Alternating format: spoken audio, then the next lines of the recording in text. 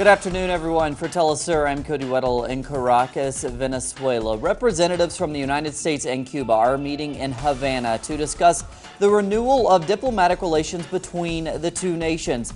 A U.S. delegation headed by New York Mayor Andrew Cuomo arrived late Sunday to the island in a bid to relaunch ties between both countries. The Cuban government has demanded that the United States remove the island nation from its list of terrorist states as a precondition for reestablishing relations. Andrew Cuomo, of course, is the governor of New York. For more now on the reestablishment of U.S.-Cuba relations, we go to our correspondent Alexandra Hall in Washington, D.C.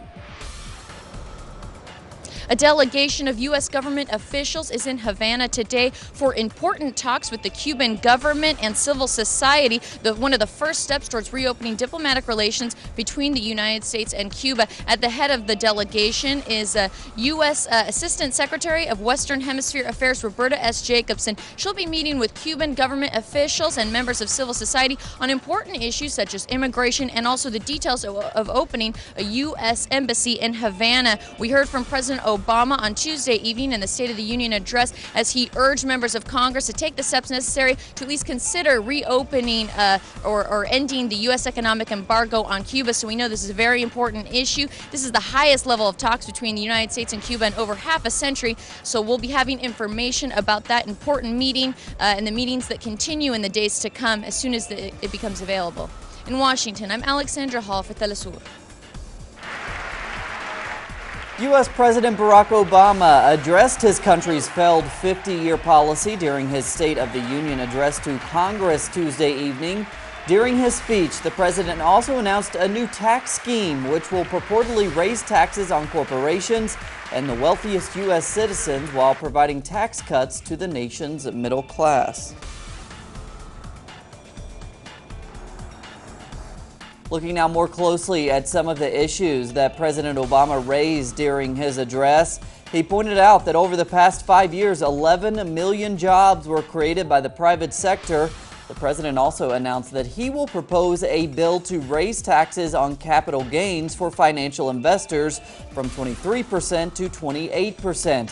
Under his plan, major banks with over $50 billion in assets would be charged a 0.07 tax on liabilities, and the new taxes would be used to support free community college and state-sponsored child care.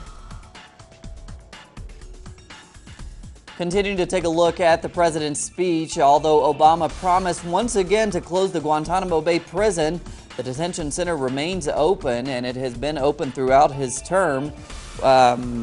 The president also, despite claims of a troop withdrawal from Afghanistan, more than 10,000 U.S. soldiers are still there today. Obama also did not acknowledge that during his time in office, over 2 million people have been deported and that his government did nothing to stop Israel's assault on the Gaza Strip that killed over 2,000 people last year. Turning now to Latin America, the process of swearing in Bolivian President Evo Morales for his second full presidential term is underway. President Morales' inauguration began with a series of traditional ceremonies at the archaeological site of Tiahuanaco, the oldest city in America. These include 4 indigenous rituals of cleansing and thanksgiving to Mother Earth. Ahead of his swearing in, President Morales promised that he will step up efforts to build socialism in Bolivia. Investigations continue into the case of Argentinian attorney Alberto Nisman, who was found dead on Monday. The autopsy concluded that Nisman shot himself. Argentinian authorities are now examining a footprint and a fingerprint found in a passage leading to Nisman's apartment.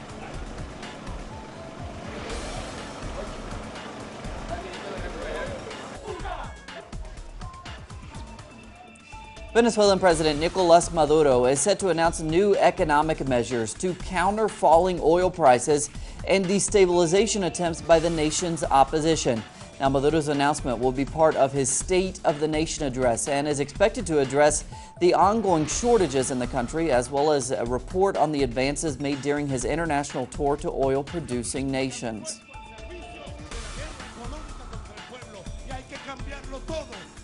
que cambiarlo ya. Protests continue in Mexico as activists and residents demand justice for the 43 disappeared students from Ayotzinapa. Now, new demonstrations are planned in the state of Oaxaca after Attorney General Jesus Murillo Caram announced he's convinced that the students have been killed. His remarks come after discovered remains analyzed in Austria only matched one missing student's DNA. The Colombian government has announced it will hold a national referendum to ratify the agreements reached at the end of the peace talks being held in Havana, Cuba. The announcement comes despite the opposition of the FARC, which has proposed holding a constituent assembly. Instead, the Colombian government says a referendum would give popular legitimacy to the peace agreement. Meanwhile, as Natalia Margarita reports from Bogotá, a unilateral ceasefire declared by the guerrillas appears to be holding.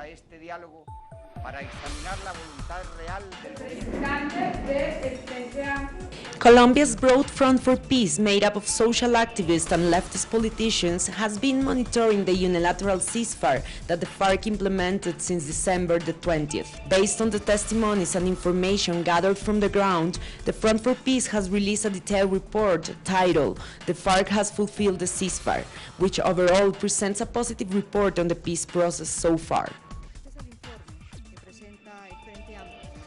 This report by the Front for Peace comes from the monitoring and verification of the unilateral ceasefire. It is also the result of the citizen oversight by a large part of Colombia's population.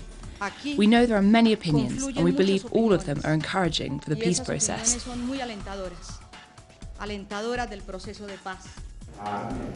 Senator Iván Cepeda explained that during the course of monitoring the ceasefire, the Front for Peace held meetings with international organisms, such as UNASUR, the International Committee of the Red Cross, and the UN High Commissioner for Human Rights, and at the national level with the Ombudsman's Office and the Attorney General.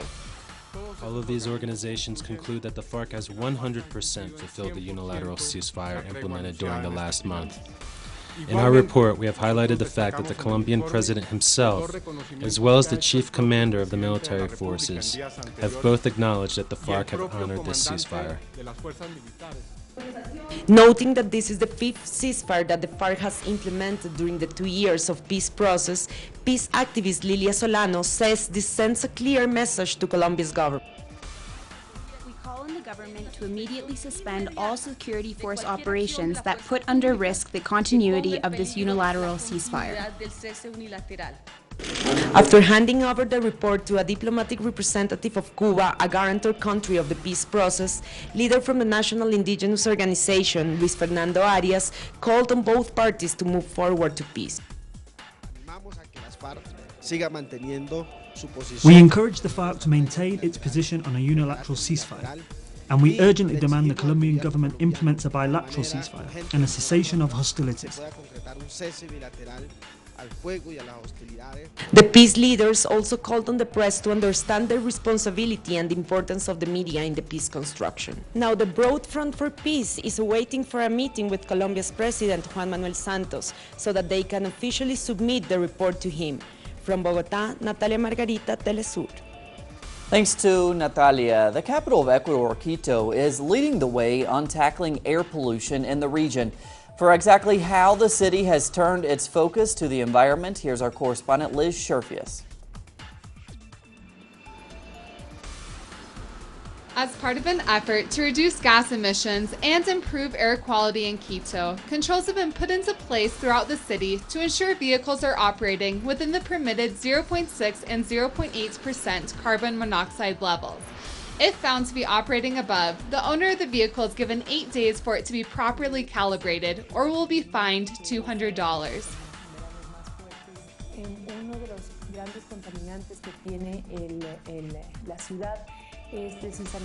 One of the greatest contaminants in the city is the carbon dioxide material that is deposited in the lungs and comes from gasoline and diesel.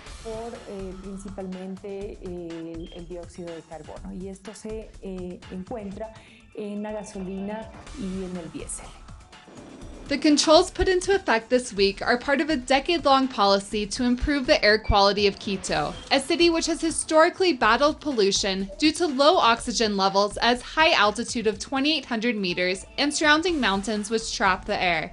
Cases of cancer and high rates of asthma have been registered in the past. There are currently 9 monitoring areas throughout the city which measure emission levels and collect data on chemicals in the air. When the monitoring began, there was a very drastic reduction, above all in the thick particulated material. It was strongly related to the change in the type of fuel. Before, we used a diesel which was 7,000 parts per million sulfur. Now we have a diesel that has or is less than 500 parts per million. As part of a larger fight against climate change, controls have also been put into place to ensure that imported cars meet national norms. The purchase of environmentally friendly cars has been encouraged as they utilize technology which consume less diesel and gas. It is evident that this helps fight global warming. This government policy has been strict in demanding that vehicles have better technology as far as fuel consumption goes. Having experienced considerable success, the controls set by Quito and air monitoring systems have been implemented in the Ecuadorian cities of Cuenca and Ambato, and officials have traveled to other cities across Latin America to share their experience in an effort to protect public health and combat climate change. Liz Sherfius, Del Sur, Ecuador. Liz Sherfius in Quito for us there. Moving on, the Chilean parliament has voted in favor of creating civil unions for both gay and straight couples. The legislation gives same-sex couples the same rights as heterosexuals in the area of shared assets. Now, it also recognizes same-sex marriage certificates issued overseas. The law also gives recognition to same-sex parenthood. It has been greeted as a landmark achievement by the gay community there. The Ministry of Health in St. Lucia has spent months putting together its national Ebola preparedness system. Medical personnel have already put the plan to the test through a simulation exercise and will continue to do so. As Allison Kenchis reports, the island's chief medical officer says Ebola remains a concern for the island. The Ebola epidemic is far from over, and health officials in the Caribbean are closely following the developments surrounding the disease. Health officials in St. Lucia have conducted the country's first Ebola simulation exercise. We're looking at the identification of the patient and the separation of this patient, the donning and doffing aspect, that is the placement of the personal protective equipment, and of course its safe removal. We're also looking at the transfer of the patient from that facility to Victoria Hospital's isolation room, the contact tracing, which is very important, and the communication aspect. The simulation case involved a walk-in patient seeking medical advice. The island's chief medical officer says another important aspect of the preparedness is the establishment of an isolation facility on the island. But we have also realized the need to have one definitive isolation center. We have donor agencies which are assisting us in setting this center up. We have already procured the necessary supplies that we need to set it up, and we are also working closely with another donor in terms of actually installing the unit. The Ministry of Health will hold similar exercises at ports of entry across the island nation. Health officials say the simulation exercise was a major success and a crucial component of the island's national Ebola preparedness plan. From Castries, St. Lucia, Allison Kentish for Telesur English. And thanks to Allison. We turn to world news now, where clashes continue in Yemen as Houthi rebels vie for control of the capital city of Sana'a. The Houthi Shiite minority group has now taken control of the presidential palace, but its leaders claim that they are not seeking to oust the government.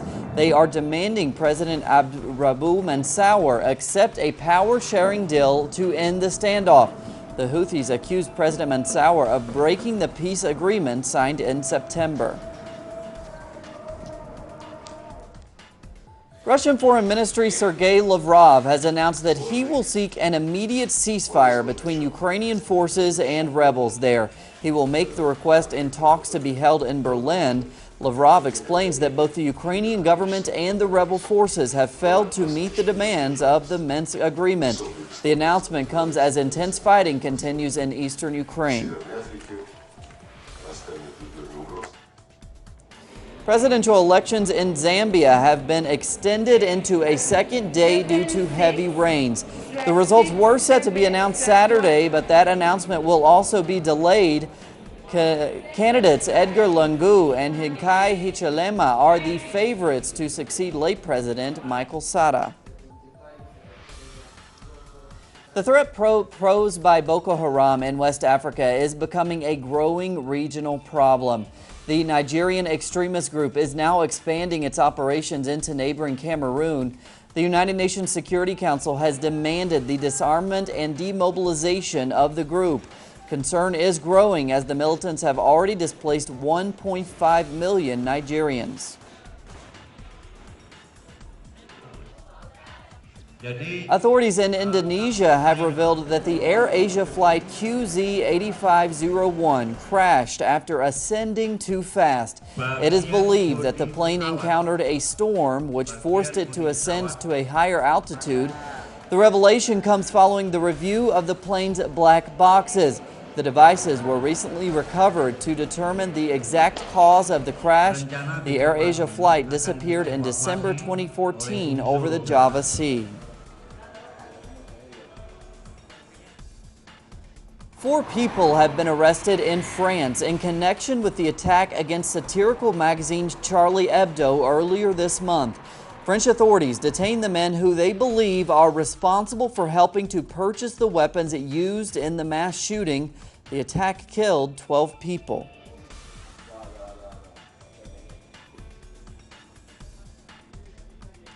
And in sports, Russian tennis star Maria Sharapova fought back to win a place in the next round of the Australian Open. Sharapova's victory over Alexandra Panova came after a tight match that was resolved in the last set. Sharapova is seeking to win her second Australian Open championship. In the men's category, former champion Roger Federer also struggled to move forward into the third round. Ending on a cultural note this midday, we're going to go to Brussels. That's where an original cover of the famous comic Tintin was sold for, get this, 2.5 million euros. It was sold at one of the most prestigious antique fairs in Europe.